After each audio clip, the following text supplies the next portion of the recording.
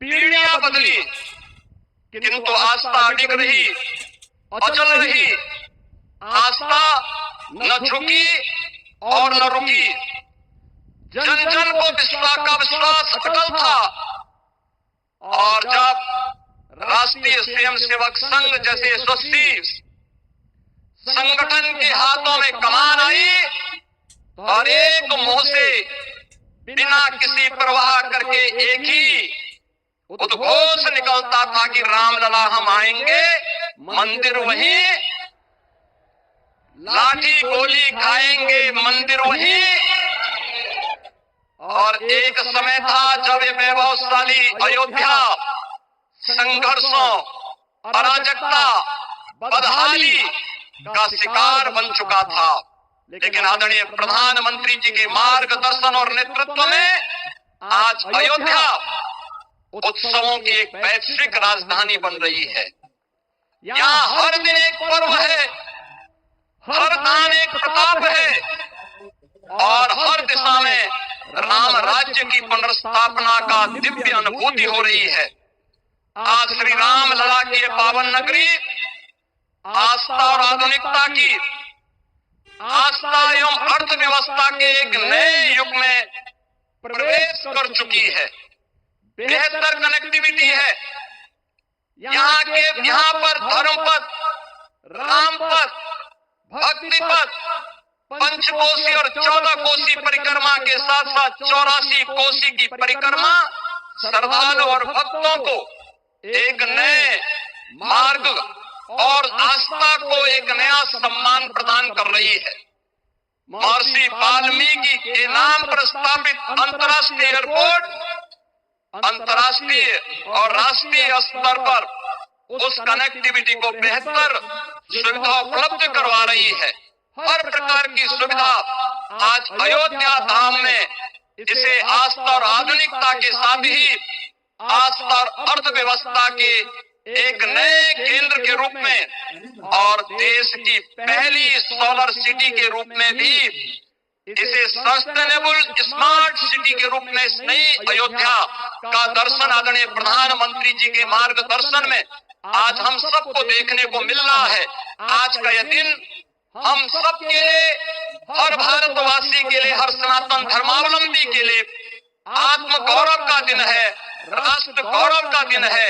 इस अवसर पर अपने व्यस्ततम दिनचर्या से आदरणीय प्रधानमंत्री जी ने इस कार्यक्रम में समय निकाल करके प्रभु श्री राम के भव्य मंदिर में इस केसरिया ध्वज का आरोहण स्वयं अपने कर कमलों से किया है। मैं इस अवसर पर उनका हृदय से आभार व्यक्त करते हुए अभिनंदन करता हूँ, स्वागत करता हूँ आदरणीय सरसंघ चालक जी का और अन्य सभी सम्मानित अतिथियों, पूज्य संतों, आप सभी राम भक्तों का मैं हृदय से स्वागत और अभिनंदन करते हुए अपनी वाणी को देता हूँ विराम। जय जय श्री राम। राष्ट्रीय स्वयंसेवक संघ के सरसंघ चालक डॉक्टर मोहन भागवत जी को मैं अपने संबोधन के लिए आमंत्रित करता हूं।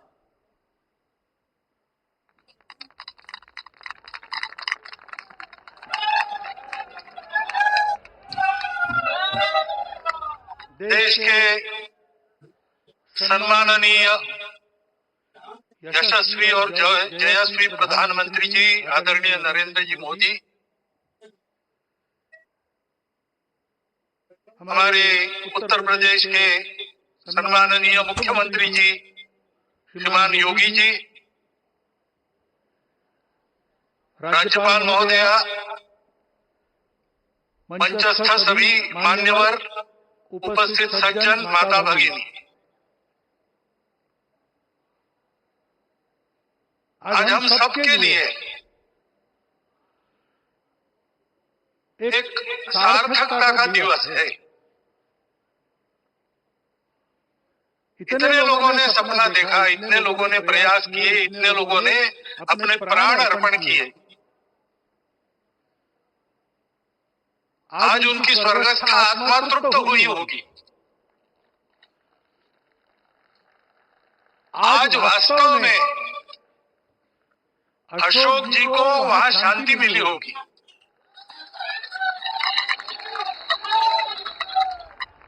महंत रामचंद्र दास जी महाराज, श्रीमान दालमिया जी, कितने संत, कितने गृहस्थ, कितने विद्यार्थी,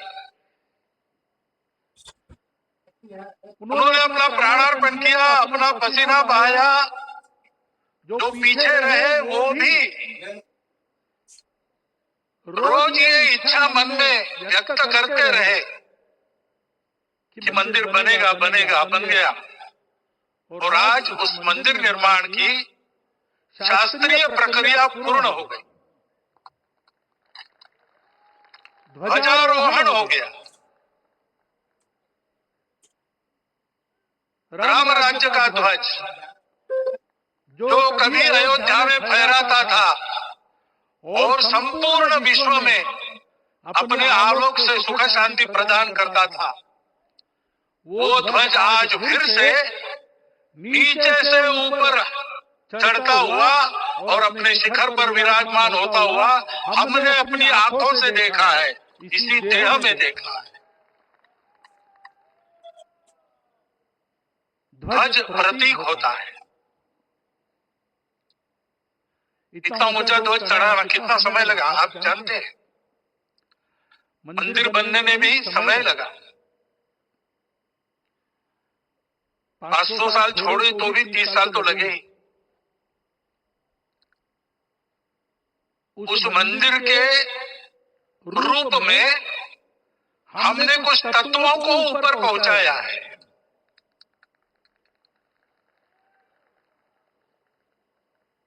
सारा विश्व जिससे ठीक चलेगा, अपने व्यक्तिगत जीवन, पारिवारिक जीवन से लेकर तो सृष्टि जीवन तक, सबका जीवन जिससे ठीक चलेगा, वो धर्म, उस धर्म का प्रतीक भगवा रंग, वह इस ध्वज का रंग है। ये धर्म ध्वज है। इस धर्म ध्वज पर रघुकुल का प्रतीक कोविदार वृक्ष है। वैसे रूप देखा जाए तो कचनार जैसे लगता है। और जो खोजी लोग हैं वो खोज कर कह रहे हैं कि मंदार और पारिजात दो वृक्षों का एक तरह से संकर है। दोनों वृक्षों के गुण, ये दोनों वृक्ष देव वृक्ष कहलाते हैं। दो देव वृक्षों के गुणों का समुच्चय ये वृक्ष है। और ये वृक्ष उस रघुकुल की सत्ता का प्रतीक है। वो सत्ता वृक्ष से व्यक्त होती है, जिसके बारे में कहा गया, छायाम अन्यस्य कुर्वन्ति तिष्ठन्ति स्वयं आतपे। सबके लिए छाया देते हैं, स्वयं धूप में खड़े रहकर। फलान्यपि परार्थाय, फल स्वयं उगाते हैं, दूसरों के लिए बांट देते हैं। वृक्षाः सत्पुरुषा एव, वृक्ष सत्पुरुष होते हैं। और कचनार के गुण औषधि भी है। कचनार के वृक्ष का अन्न में भी उपयोग है। सब प्रकार से उपयोगी इस वृक्ष का प्रतीक हमने लगाया है। धर्म जीवन ऐसा जीवन होता है। और ये जीवन जीना है, उस जीवन की प्रतिष्ठा करनी है, इस जीवन का झंडा शिखर तक पहुंचाना है। चाहे जितनी प्रतिकूलता हो, चाहे जितनी कठिनाइयां हो, साधनहीनता हो, सारी दुनिया स्वार्थ में बहती होगी, लेकिन हमारा संकल्प है, सूर्य भगवान उस तेज के, उस संकल्प के प्रतीक है। उनके रथ का एक ही चक्र है। 4 चाक वाली गाड़ी अभी एक्सीडेंट करती है तो एक चक्र चलाना है, और रास्ता खराब भी नहीं, रास्ता है ही नहीं। अधांतर में चलो रथस्य एकम चक्रम। रथ चलाने के लिए 7-7 घोड़े, उनको नियंत्रण करने के लिए सांपों के लगाम है, और रास्ता नहीं है, और सारथी जो है उसके पैर नहीं है। ऐसी गाड़ी चल सकती है क्या? कंप्यूटर में डाटा डालेंगे कहेंगे नहीं चलेगी। लेकिन बिना थके रोज पूरब से पश्चिम जाना आना सूरज भगवान कर रहे हैं, क्योंकि कार्य की सिद्धि स्वत्व के भरोसे होती है। हिंदू समाज ने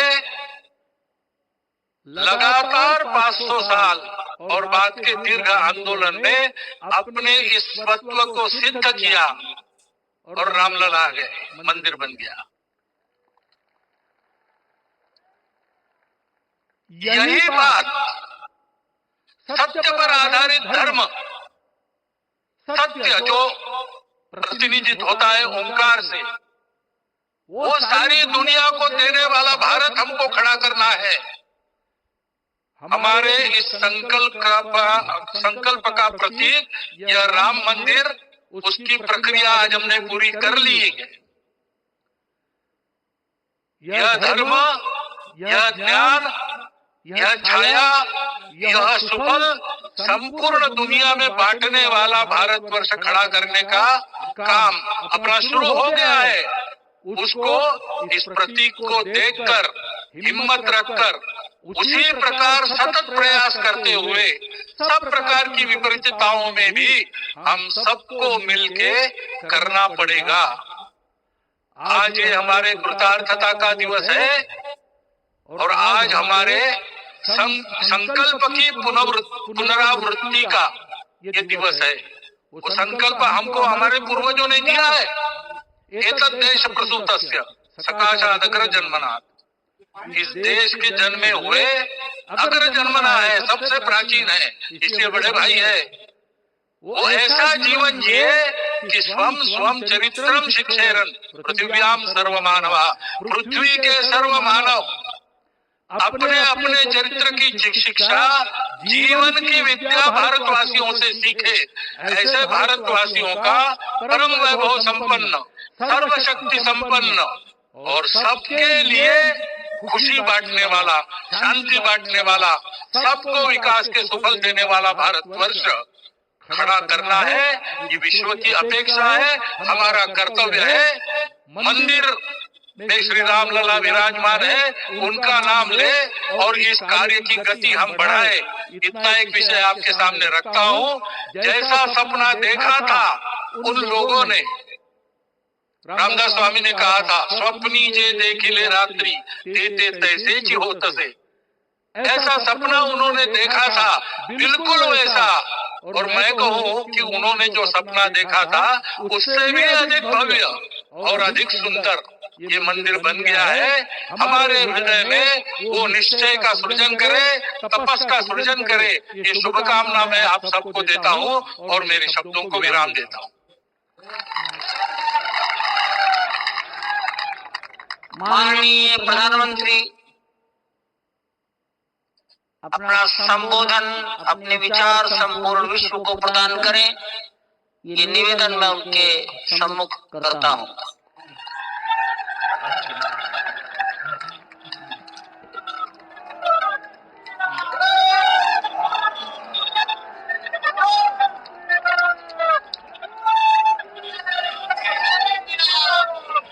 सियावर रामचंद्र की, सियावर रामचंद्र की जय सिया राम। उत्तर प्रदेश के राज्यपाल आनंदीबेन पटेल, राष्ट्रीय स्वयंसेवक संघ के परम पूजनीय सरसंघ चालक डॉक्टर मोहन भागवत जी, उत्तर प्रदेश के मुख्यमंत्री योगी आदित्यनाथ जी, श्री राम जन्मभूमि तीर्थ क्षेत्र ट्रस्ट के अध्यक्ष पूज्य महंत नृत्य गोपाल दास जी,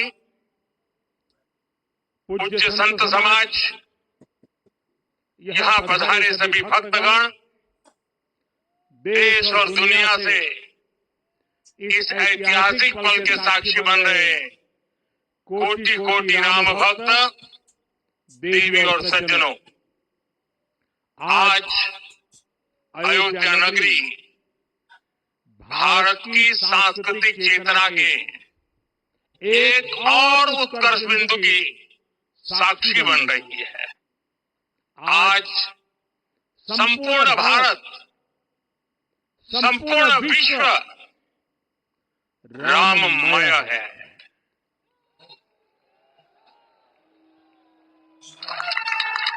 हर राम भक्त के हृदय में अद्वितीय संतोष है, असीम कृतज्ञता है, अपार अलौकिक आनंद है। सदियों के घाव भर रहे हैं, सदियों की वेदना आज विराम पा रही है। सदियों का संकल्प आज सिद्धि को प्राप्त हो रहा है। आज उस यज्ञ की पूर्णाहुति है जिसकी अग्नि 500 वर्ष तक प्रज्वलित रही। जो यज्ञ एक पल भी आस्था से डिगा नहीं, एक पल भी विश्वास से टूटा नहीं। आज भगवान श्री राम के गर्भगृह की अनंत ऊर्जा, श्री राम परिवार का दिव्य प्रताप इस धर्म ध्वजा के रूप में इस दिव्यतम भव्यतम मंदिर में प्रतिष्ठापित हुआ है। और साथियों, ये धर्म ध्वजा केवल एक ध्वजा नहीं, ये भारतीय सभ्यता के पुनर्जागरण का ध्वज है। इसका भगवा रंग, इस पर रचित सूर्यवंश की ख्याति, वर्णित ओम शब्द और अंकित कोविदार वृक्ष राम राज्य की कीर्ति को प्रतिरूपित करता है। ये ध्वज संकल्प है, ये ध्वज सफलता है, ये ध्वज संघर्ष से सृजन की गाथा है, ये ध्वज सदियों से चले आ रहे स्वप्नों का साकार स्वरूप है। ये ध्वज संतों की साधना और समाज की सहभागिता की सार्थक परिणति है। साथियों, आने वाली सदियों और सहस्त्र शताब्दियों तक ये धर्म ध्वज प्रभु राम के आदर्शों और सिद्धांतों का उद्घोष करेगा। ये धर्म ध्वज आह्वान करेगा, सत्यमेव जयते नान्यतम, यानी जीत सत्य की ही होती है, असत्य की नहीं। ये धर्म ध्वज उद्घोष करेगा, सत्यम एक पदम ब्रह्म सत्य धर्म प्रतिष्ठित, अर्थात सत्य ही ब्रह्म का स्वरूप है। सत्य में ही धर्म स्थापित है। ये धर्म ध्वज प्रेरणा बनेगा, प्राण जाए पर वचन न जाए, अर्थात जो कहा जाए वही किया जाए। ये धर्म ध्वज संदेश देगा, कर्म प्रधान विश्व रचि राखा, अर्थात विश्व में कर्म और कर्तव्य की प्रधानता हो। ये धर्म ध्वज कामना करेगा, बैर न विग्रह आस न त्रासा, सुखमय ताहि सदा सब आशा। यानी भेदभाव, पीड़ा, परेशानी से मुक्ति, समाज में शांति और सुख हो। ये धर्म ध्वज हमें संकल्पित करेगा, नहीं दरिद्र को दुखी न दीना। यानी हम ऐसा समाज बनाएं जहां गरीबी न हो, कोई दुखी या लाचार न हो। साथियों, हमारे ग्रंथों में कहा गया है, आरोपितम ध्वजम दृष्ट्वा, ये अभिनंदनित धार्मिका ते अपि सर्वे प्रमुच्यते महापातक कोटिभिः। यानी जो लोग किसी कारण मंदिर नहीं आ पाते और दूर से मंदिर के ध्वज को प्रणाम कर लेते हैं, उन्हें भी उतना ही पुण्य मिल जाता है। साथियों, ये धर्म ध्वज भी इस मंदिर के ध्येय का प्रतीक है। ये ध्वज दूर से ही राम लला की जन्मभूमि के दर्शन कराएगा और युगों युगों तक प्रभु श्री राम के आदेशों और प्रेरणाओं को मानव मात्र तक पहुंचाएगा। साथियों, मैं संपूर्ण विश्व के करोड़ों राम भक्तों को इस अविस्मरणीय क्षण की, इस अद्वितीय अवसर की हार्दिक शुभकामनाएं देता हूं। मैं आज उन सभी भक्तों को भी प्रणाम करता हूं, हर उस दानवीर का भी आभार व्यक्त करता हूं जिसने राम मंदिर निर्माण के लिए अपना सहयोग दिया। मैं राम मंदिर के निर्माण से जुड़े हर श्रमवीर, हर कारीगर, हर योजनाकार, हर वास्तुकार, सभी का अभिनंदन करता हूं। साथियों, अयोध्या वह भूमि है जहां आदर्श आचरण में बदलते हैं। यही वह नगरी है जहां से श्री राम ने अपना जीवन पथ शुरू किया था। इसी अयोध्या ने संसार को बताया कि एक व्यक्ति कैसे समाज की शक्ति से, उसके संस्कारों से पुरुषोत्तम बनता है। जब श्री राम अयोध्या से वनवास को गए तो वे युवराज राम थे, लेकिन जब लौटे तो मर्यादा पुरुषोत्तम बनकर के आए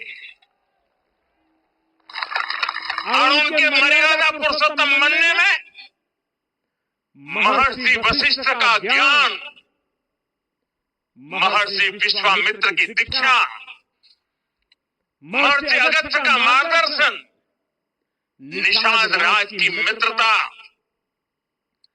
मां शबरी की ममता, भक्त हनुमान का समर्पण, इन सब की अनगिनत ऐसे लोगों की महत्वपूर्ण भूमिका रही है। साथियों, विकसित भारत बनाने के लिए भी समाज की इसी सामूहिक शक्ति की आवश्यकता है। मुझे बहुत खुशी है कि राम मंदिर का दिव्य प्रांगण भारत के सामूहिक सामर्थ्य की भी चेतना स्थली बन रहा है। यहाँ सप्त मंदिर बने हैं, यहाँ माता शबरी का मंदिर बना है, जो जनजातीय समाज के प्रेम भाव और आतिथ्य परंपरा की प्रतिमूर्ति है। यहाँ निषाद राज का मंदिर बना है, ये उस मित्रता का साक्षी है जो साधन नहीं, साध्य को, उसकी भावना को पूजती है। यहाँ एक ही स्थान पर माता अहिल्या है, महर्षि वाल्मीकि है, महर्षि वशिष्ठ है, महर्षि विश्वामित्र है, महर्षि अगस्त्य है और संत तुलसीदास है। रामलला के साथ साथ इन सभी ऋषियों के दर्शन भी यहीं पर होते हैं। यहाँ जटायु जी और गिलहरी की मूर्तियां भी है, जो बड़े संकल्पों की सिद्धि के लिए हर छोटे से छोटे प्रयास के महत्व को दिखाती है। मैं आज हर देशवासी से कहूंगा कि वो जब भी राम मंदिर आए तो सप्तम मंदिर के दर्शन भी अवश्य करें। ये मंदिर हमारी आस्था के साथ साथ मित्रता, कर्तव्य और सामाजिक सद्भाव के मूल्यों को भी शक्ति देते हैं। साथियों, हम सब जानते हैं हमारे राम भेद से नहीं भाव से जुड़ते हैं। उनके लिए व्यक्ति का कुल नहीं, उसकी भक्ति महत्वपूर्ण है। उन्हें मोक्ष नहीं, मूल्य प्रिय है। उन्हें शक्ति नहीं, सहयोग महान लगता है। आज हम भी उसी भावना से आगे बढ़ रहे हैं। पिछले 11 वर्षों में महिला, दलित, पिछड़े, अति पिछड़े, आदिवासी, वंचित, किसान, श्रमिक, युवा, हर वर्ग को विकास के केंद्र में रखा गया है। जब देश का हर व्यक्ति, हर वर्ग, हर क्षेत्र सशक्त होगा, तब संकल्प की सिद्धि में सबका प्रयास लगेगा और सबके प्रयास से ही 2047 जब देश आजादी के 100 साल मनाएगा, हमें 2047 तक विकसित भारत का निर्माण करना ही होगा। साथियों, रामलला की प्राण प्रतिष्ठा के ऐतिहासिक अवसर पर मैंने राम से राष्ट्र के संकल्प की चर्चा की थी। मैंने कहा था कि हमें आने वाले 1000 वर्षों के लिए भारत की नींव मजबूत करनी है। हमें याद रखना है, जो सिर्फ वर्तमान का सोचते हैं वो आने वाली पीढ़ियों के साथ अन्याय करते हैं। हमें वर्तमान के साथ साथ भावी पीढ़ियों के बारे में भी सोचना है, क्योंकि हम जब नहीं थे ये देश तब भी था, जब हम नहीं रहेंगे ये देश तब भी रहेगा। हम एक जीवंत समाज है, हमें दूरदृष्टि के साथ ही काम करना होगा।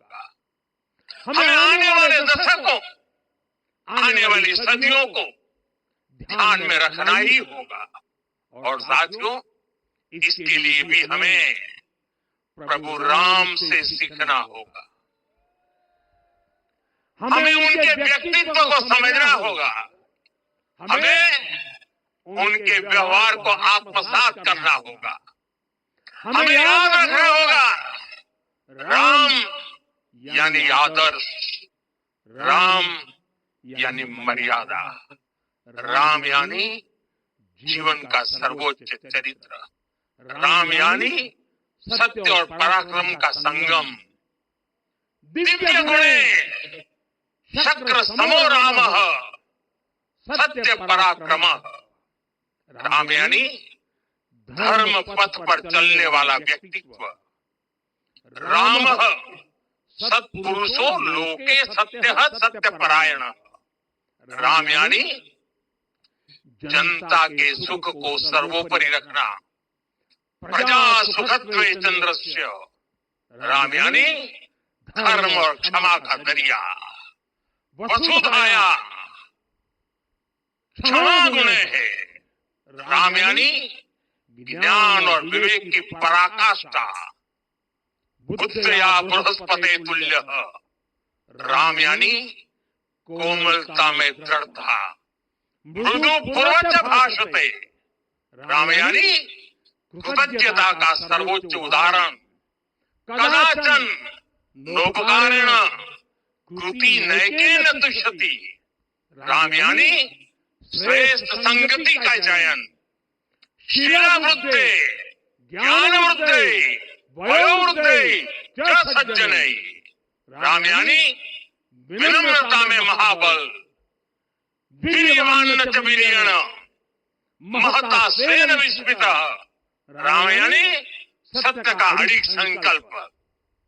न च अनुत्र कथो विद्वान।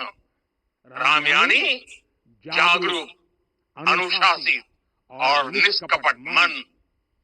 निस्तिंद्र अपमृत च स्वदोष परदोषविद।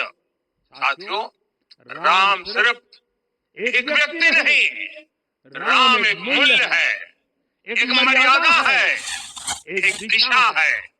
अगर भारत को साल 2047 तक विकसित बनाना है, अगर समाज को सामर्थ्यवान बनाना है, तो हमें अपने भीतर राम को जगाना होगा। हमें अपने भीतर के राम की प्राण प्रतिष्ठा करनी होगी। और इस संकल्प के लिए आज से बेहतर दिन और क्या हो सकता है। साथियों, 25 नवंबर का यह ऐतिहासिक दिन अपनी विरासत पर गर्व का एक और अद्भुत क्षण लेकर आया है। इसकी वजह है धर्म ध्वजा पर अंकित कोविदार वृक्ष। ये कोविदार वृक्ष इस बात का उदाहरण है कि जब हम अपनी जड़ों से कट जाते हैं तो हमारा वैभव इतिहास के पन्नों में दब जाता है। साथियों, जब भारत अपनी सेना के साथ चित्रकूट पहुंचे तो लक्ष्मण ने दूर से ही अयोध्या की सेना को पहचान लिया। ये कैसे हुआ? इसका वर्णन वाल्मीकि जी ने किया है। और वाल्मीकि जी ने क्या वर्णन किया है? उन्होंने कहा है, विराजित उद्गत स्कंधम कोविदार ध्वजः रथे। लक्ष्मण कहते हैं, राम सामने जो तेजस्वी प्रकाश में विशाल वृक्ष जैसा ध्वज दिखाई दे रहा है, वही अयोध्या की सेना का ध्वज है। उस पर कोविदार का शुभ चिन्ह अंकित है।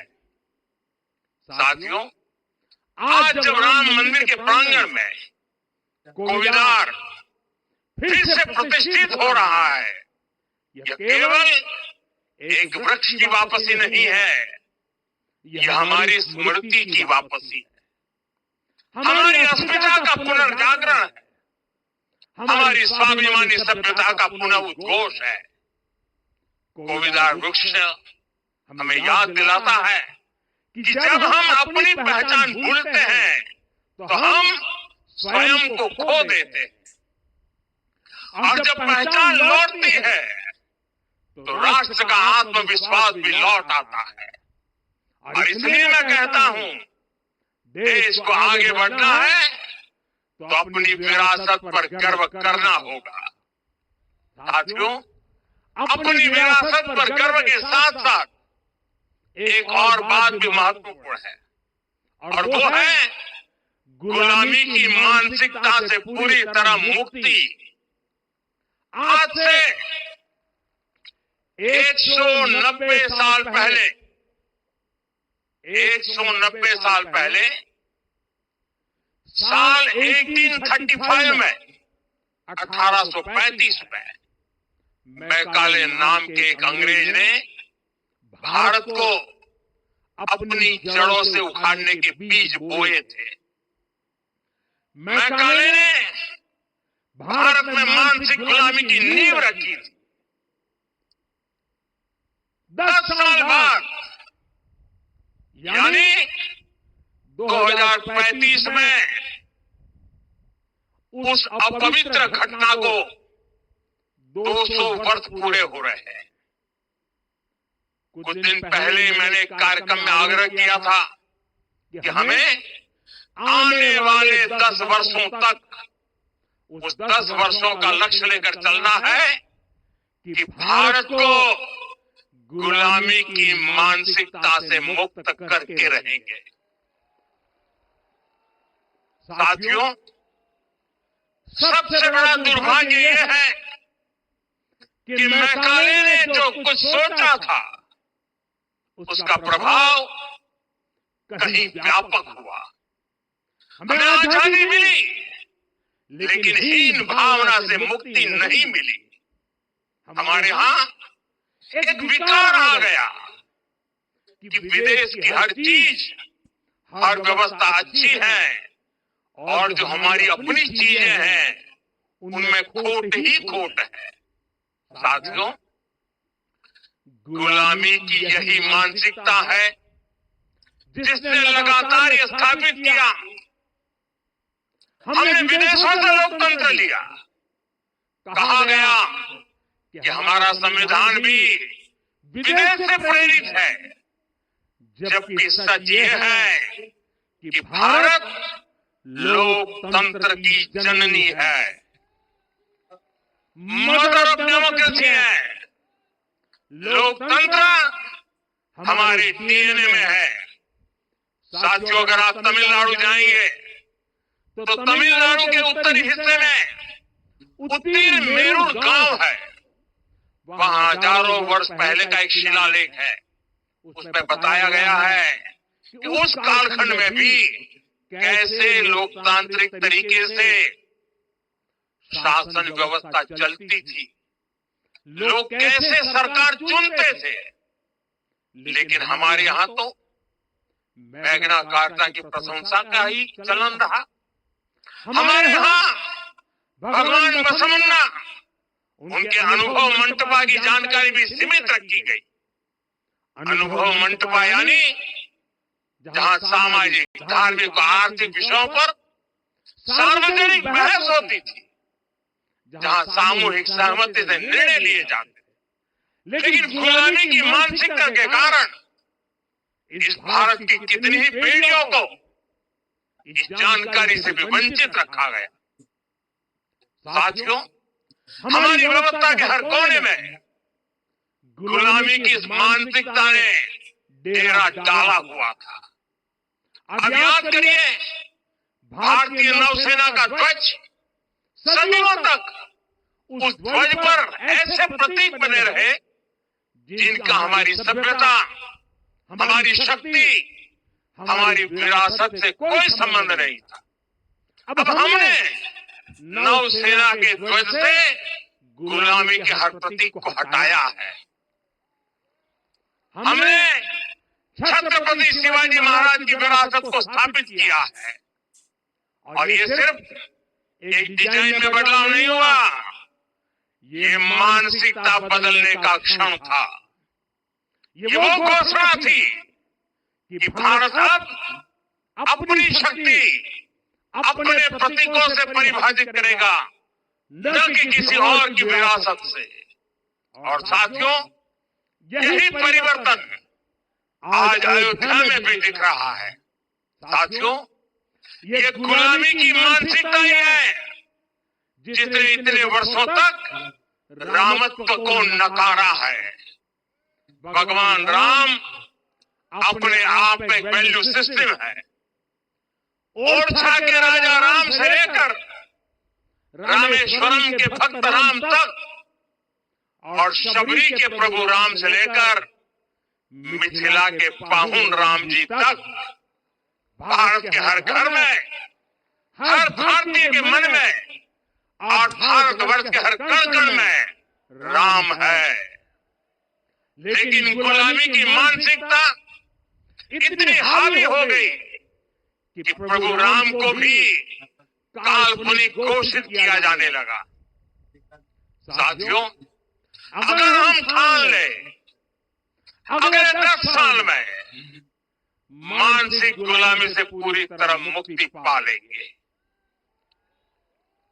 और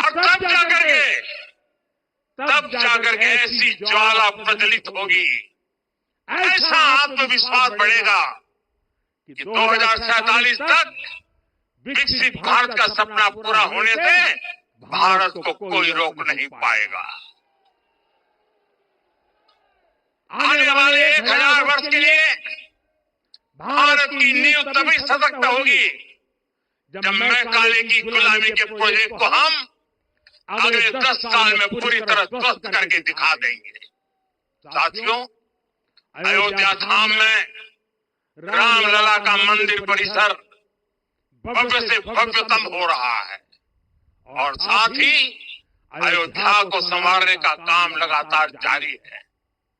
आज अयोध्या फिर से वह नगरी बन रही है जो दुनिया के लिए उदाहरण बनेगी। त्रेता युग की अयोध्या ने मानवता को नीति दी। 21वीं सदी की अयोध्या मानवता को विकास का नया मॉडल दे रही है। तब अयोध्या मर्यादा का केंद्र थी, अब अयोध्या विकसित भारत का मेरुदंड बनकर उभर रही है। साथियों, भविष्य की अयोध्या में पौराणिकता और नूतनता का संगम होगा। सरयू जी की अमृत धारा और विकास की धारा एक साथ बहेगी। यहाँ अध्यात्म और आर्टिफिशियल इंटेलिजेंस दोनों का तालमेल दिखेगा। राम पथ, भक्ति पथ और जन्मभूमि पथ से नई अयोध्या के दर्शन होते हैं। अयोध्या में भव्य एयरपोर्ट है, अयोध्या में आज शानदार रेलवे स्टेशन है। वंदे भारत और अमृत भारत एक्सप्रेस जैसी ट्रेन अयोध्या को बाकी देश से जोड़ रही है। अयोध्या वासियों को सुविधाएं मिले, उनके जीवन में समृद्धि आए, इसके लिए निरंतर काम चल रहा है। साथियों, जब से प्राण प्रतिष्ठा हुई है तब से लेकर आज तक करीब करीब 45 करोड़ श्रद्धालु यहाँ दर्शन के लिए आ चुके हैं। ये वो पवित्र भूमि है जहाँ 45 करोड़ लोगों के चरण रख पड़े हैं और इससे अयोध्या और आसपास के लोगों की आय में आर्थिक परिवर्तन आया है, वृद्धि हुई है। कभी अयोध्या विकास के पैमानों में बहुत पीछे थी, आज अयोध्या नगरी यूपी के अग्रणी शहरों में से एक बन रही है। साथियों, 21वीं सदी का आने वाला समय बहुत महत्वपूर्ण है। आजादी के बाद के 70 साल में भारत विश्व की 11वीं सबसे बड़ी अर्थव्यवस्था बना। 70 साल में 11वीं, लेकिन पिछले 11 साल में ही भारत विश्व की 5वीं सबसे बड़ी अर्थव्यवस्था बन चुका है। और वो दिन दूर नहीं जब भारत विश्व की 3री सबसे बड़ी अर्थव्यवस्था भी बन जाएगा। आने वाला समय नए अवसरों का है, नई संभावनाओं का है और इस हम कालखंड में भी भगवान राम के विचार ही हमारी प्रेरणा बनेंगे।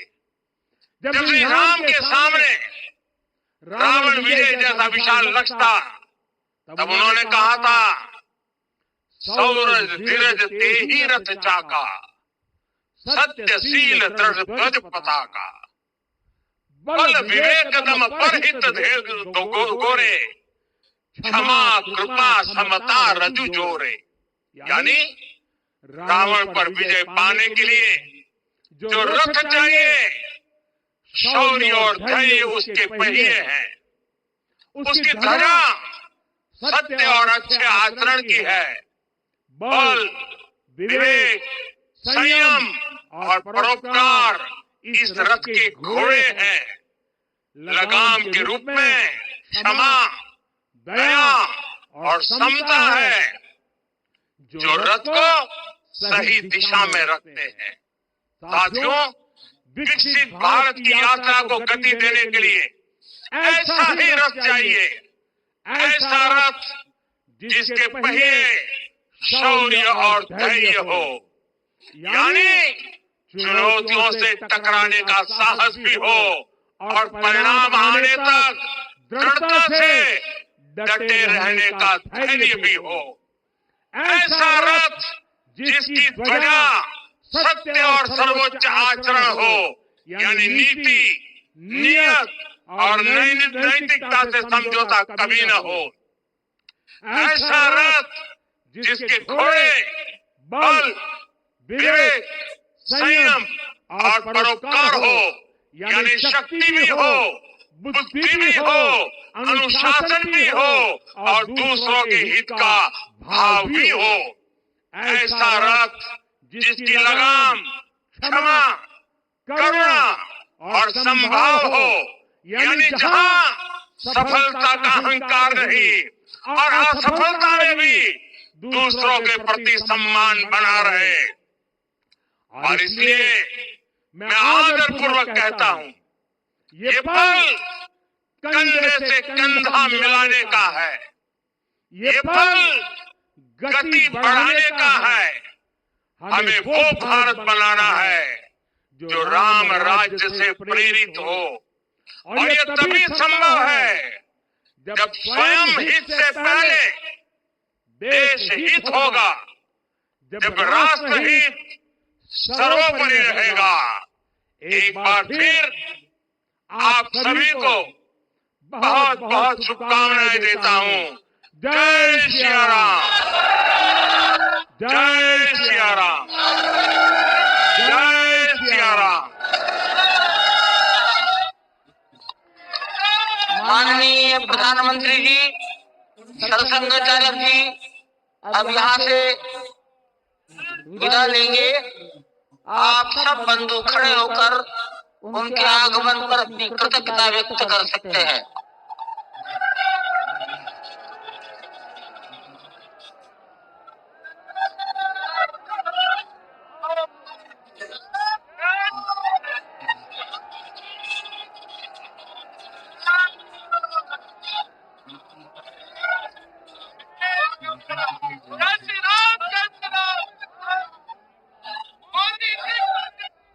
पूज्य महेंद्र दत्त गोपाल दास जी को प्रधानमंत्री जी ने चरण स्पर्श किया। वो मंच से नीचे उतर रहे हैं, उत्तर की दिशा पर आएंगे। इस मंदिर के निर्माण में वर्ष 1949 में हनुमानगढ़ी के बाबा महंत अभिराम दास जी महाराज, कल्याण के संपादक हनुमान प्रसाद जी पोद्दार, गोरखनाथ पीठ के महंत दिग्विजयनाथ जी महाराज और 1983 से श्री दाऊदयाल खन्ना,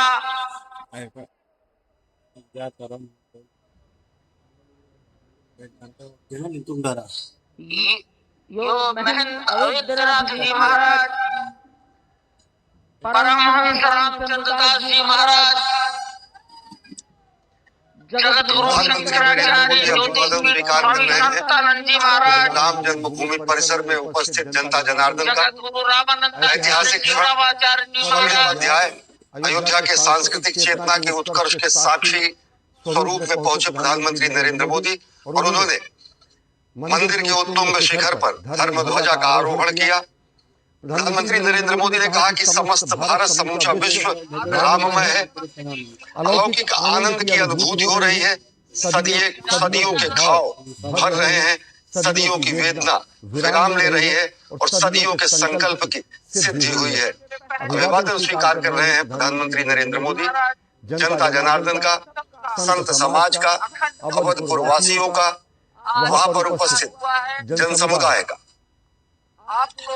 कई सारे संदेश प्रधानमंत्री के संबोधन में पूरे विश्व के लिए थे। सबसे बड़ी बात कि उन्होंने कहा कि भारत, हमें वो भारत बनाना है जो राम राज्य से प्रेरित हो, स्वहित से पहले देश हित को प्राथमिकता देनी है, राष्ट्रहित को सबसे ऊपर रखना है। स्पष्ट तौर पर उन्होंने कहा कि अगले 10 वर्षों में हमें भारत को गुलामी की मानसिकता से बाहर निकालना है, और अगर हमें आने वाले 1000 वर्षों की मजबूत नींव का निर्माण करना है तो अगले 10 वर्षों में ये कार्य सभी को मिलकर करना होगा। ये पल कंधे से कंधा मिलाने का है, देश की प्रगति की गति को बढ़ाने का है। एक बार फिर से उन्होंने विकसित भारत का जो लक्ष्य है उसकी याद दिलाते हुए उन्होंने कहा कि भगवान श्री राम के जीवन से प्रेरणा लेते हुए सभी को साथ लेकर के चलते हुए मानवता के विकास का एक नया मॉडल जो अयोध्या की धरा से संपूर्ण विश्व को मिलने जा रहा है, वही आने वाले दिनों में देश के विकास का नया आदर्श, नए कीर्तिमान स्थापित करेगा। प्रधानमंत्री नरेंद्र मोदी ने कहा कि पूरी दुनिया को संदेश यहाँ से जाता है, कर्म प्रधान विश्व करी राखा। पूरी दुनिया से इस धर्म ध्वजा यह संदेश देती है कि नहीं दरिद्र कोई दुखी नहीं ना। पूरी दुनिया को यहाँ से संदेश जाता है कि ये मंदिर के ध्येय का प्रतीक है और आदर्श को आचरण में समाहित करने का उन्होंने आह्वान किया। उन्होंने आह्वान किया विकसित भारत के लक्ष्य को हासिल करने का, और विकसित भारत के लक्ष्य को हासिल करने के लिए जो मूल मंत्र उन्होंने दिया, जो विजय रथ जनता जनार्दन के लिए बनाने के लिए उन्होंने कहा कि सौरज धीरज जहि रथ चाका, सत्यशील दृढ़ ध्वजा पताका, बल विवेक दम परहित घोरे, क्षमा कृपा समता गति घोरे। एक समत्व रूपी मर्यादित स्वरूप है सत्यशील, बल विवेक, इनके समुच्चय के स्वरूप में समूचे भारतीयों का उन्होंने आह्वान किया कि विकसित भारत के निर्माण के लिए प्राण से जुट जाएं और अगले 2047 तक विकसित भारत के स्वप्न को साकार करें। गुलामी की मानसिकता को अगले 10 वर्षों में समाप्त कर देने का आह्वान किया प्रधानमंत्री नरेंद्र मोदी ने। मैकाले की 1835 में शुरू की गई धर्म कुंठित और गर्हित आशय को समाप्त करने का उन्होंने आह्वान किया। श्रद्धाउन्नत है, विनयान्वित है जनता जनार्दन के सामने प्रधानमंत्री नरेंद्र मोदी, और गर्व से धर्म ध्वजा लहरा रही है मंदिर के उत्तुंग शिखर पर। वह धर्म ध्वजा जो भगवा है, जो केसरिया है, जिसमें तप है, तपश्चर्या है, बलिदान है, हमारे पूर्वजों का रक्त है, रुधिर है, हमारा श्वेत है, हमारे जौहर है, हमारे पराक्रम है, हमारे पूर्वजों के अभिमान है। प्रधानमंत्री ने कृतज्ञता ज्ञापन भी किया हुतात्माओं का, तो श्रद्धांजलि भी अर्पित की, और साथ ही साथ आह्वान किया विकसित भारत के निर्माण का। संपूर्ण समाज का प्रतिनिधित्व करने वाले इस अद्भुत धर्म ध्वज को प्रणाम करते हुए प्रधानमंत्री नरेंद्र मोदी ने एक बार फिर से उस संघर्ष की याद दिलाई जिस संघर्ष से सृजन की नई गाथा निकली। वो स्वर्णिम ओंकार जो राम